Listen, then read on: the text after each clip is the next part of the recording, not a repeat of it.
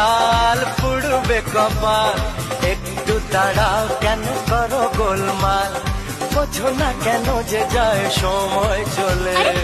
এসেছি বাড়িতে আমি কিছু না বলে, টিক টিক টিক টিক ঘড়ির সাথে সাথে তাল মিলিয়ে এই তো এলে, তবে কেন এখনই যাবে চলে?